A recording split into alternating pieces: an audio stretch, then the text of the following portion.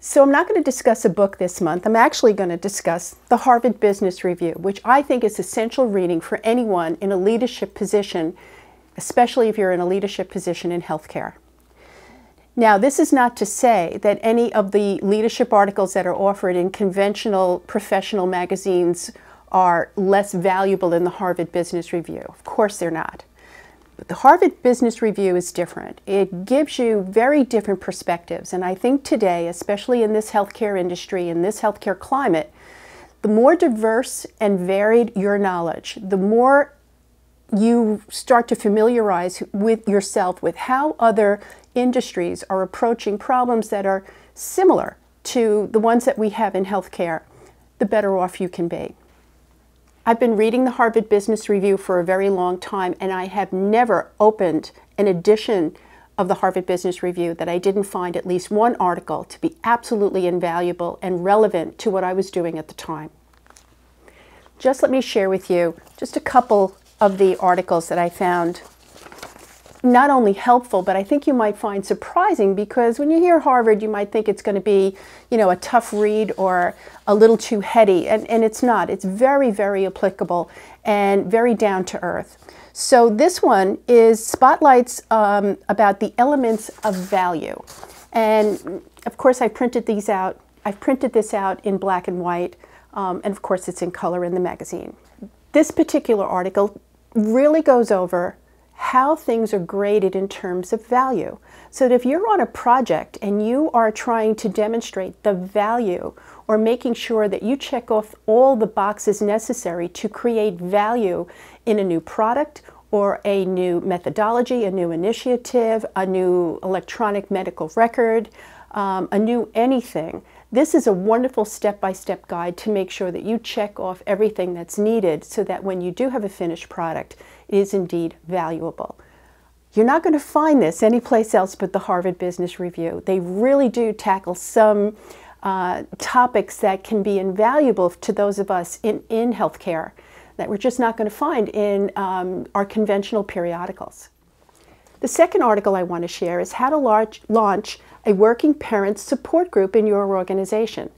Well, what working parent doesn't need support? But when we talk about staff engagement and we talk about added value in the workplace, clearly having support groups for working parents, and especially parents, new parents, all right? And clearly to offer that parent support, to let them know that they're not being a bad parent if they're at work, and also how to try to balance the demands of the workplace with the demands of parenthood so that they can feel as though they're doing a good job in both. This article I love. You can be a great leader and also have a good life. You know that I am a big proponent of self-care. You know I'm a big proponent of work-life integration. And I am a big proponent of making sure that you achieve all that you possibly can within your profession. And this is a wonderful article that lets you know that you can be a leader and still have a life. One of the main complaints I find with my colleagues who are in leadership, and certainly my coaching clients, is that once they started in a leadership position, they never had a private life again. They felt like they were on call 24/7. And this really lets you know how you can prioritize your time so that you feel as though you're doing a good job in both and that you're not neglecting your life while you're trying to develop your career. And finally, the last article I want to share with you is why your meetings stink and what you can do about it. I mean, is this not terrific? So how much of your life, how much of your time is spent in meetings, and how many of us come away, from a meeting saying, I don't know why we just wasted our time there. But if you're someone who has to hold periodic meetings, whether these are huddles or actual sit-down meetings, this can be invaluable to make sure that you are adding value to the time, that you're filling the meeting with content, that people feel that the meeting is useful and almost compelling and that they really don't want to miss it. It's an excellent, excellent, easy to read article that can prove invaluable on a day-to-day basis. So I started purchasing the Harvard Business Review every time I got on an airplane and was going to a different city to do some public speaking or do some consulting. It was like my treat to me for the plane ride. But it's expensive. It's about $18 to $19 an issue. So I really do recommend that you go online and you subscribe or have an annual subscription so you can benefit from the discounts. With the annual subscription comes a whole lot of other added value features that I think you'll find very important. A lot of newsletters on a variety of different topics, and it really does round out your reading and it rounds out your knowledge base, especially for those of you that are in leadership positions, aspiring to be in leadership positions, or someday hoping to be in a leadership. So my favorite food of March is apple cider vinegar. Now, apple cider vinegar is made from fermented apples, and the active ingredient in this is acetic acid. So when you take it, you have to be mindful of brushing your teeth soon afterwards, okay? Why apple cider vinegar? Well, first thing, when you're purchasing your apple cider vinegar, you want to make sure that you purchase the product that it states on the label with the mother. So what's contained in the apple cider vinegar, when it has this natural organic product, which you can see makes the liquid cloudy, and that is indeed the product you want, because contained in this cloudiness is a lot of amino acids and minerals and vitamins, but it has a natural antibacterial quality to it as well, and it has a natural anti-inflammatory product to it as well. Now, there's all sorts of literature on the internet about apple cider vinegar. Some of it is wives' tales, and some of it is actually grounded in some evidence. What we're starting to see in the evidence now is that it might play a little bit of a role in managing glucose. And it's also being thought to play a role in managing cholesterol and triglycerides. But the reason why I use it is because I find that it actually helps my rosacea.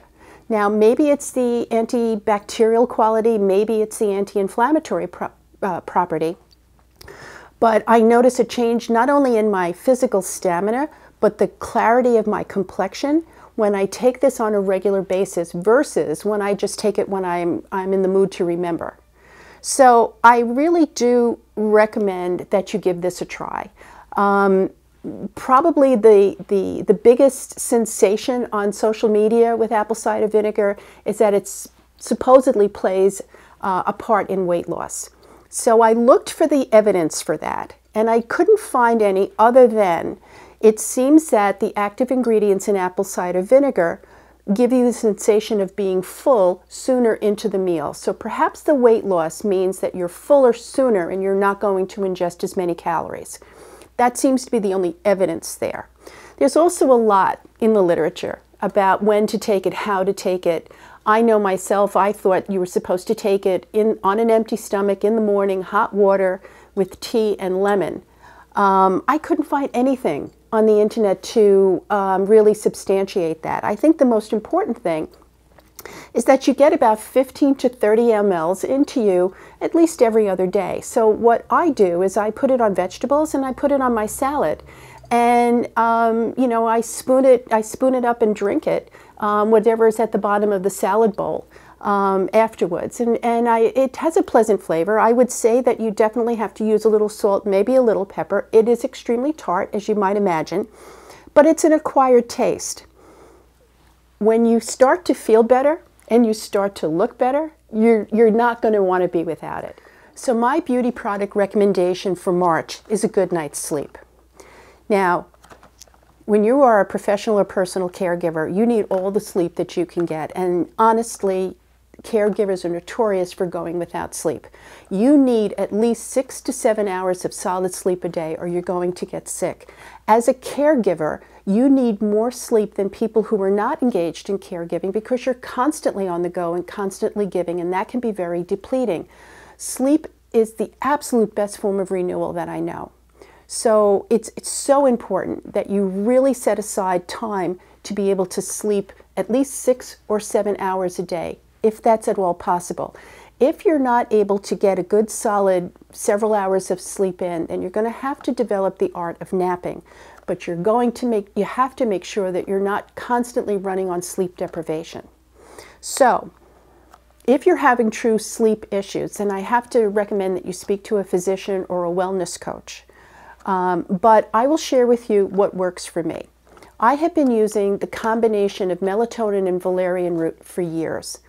And if you are a woman over 50, you know that you just don't sleep like you used to. And if you do fall asleep, that you're going to wake up, a couple of times during the night. And that's because we just don't have enough estrogen available to keep us asleep throughout the night. What I have found is that the melatonin in any kind of over-the-counter sleep agent gets you to sleep, but it's the valerian root that helps you stay asleep. And that means even if you have to get up to use the bathroom in the middle of the night, which I often do, it means that I can go to the restroom, I can come back, I can lay down, and I go right back out to sleep.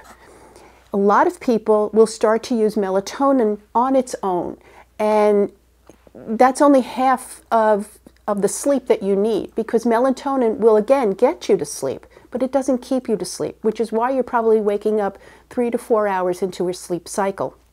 Or if you have to wake up to either attend to the person that you're caring for, or you have to even just use the bathroom, then you have a hard time getting back to sleep, which is why I recommend, and I'm not going to specifically recommend any particular product brand, but I am saying find a good combination product or a compound.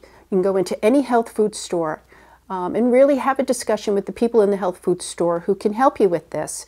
Right? But anything that has melatonin and valerian root together in the compound is what I've been using for years very, very successfully. But I do very sincerely want to say that if you're having issues with sleep, please speak to your doctor. All right, and make sure that there isn't something else going on, sleep apnea, anything else that might be, an overlooked organic condition that you really need treatment for before you do anything else. Not having enough sleep is a symptom of something else, and you really have to research that before you self-treat or try to self-medicate. Always be safe. Remember, the whole idea of getting a good night's sleep is to restore you and refresh you and get you ready for the next day. So I'm going to leave links underneath the video for the Harvard Business Review and for Apple Cider Vinegar. I'll also leave a link or two that's not necessarily supporting a product, a particular product for melatonin and valerian root, but at least can get you started on doing your own homework to see if something of this nature could be a sleep aid for you as well.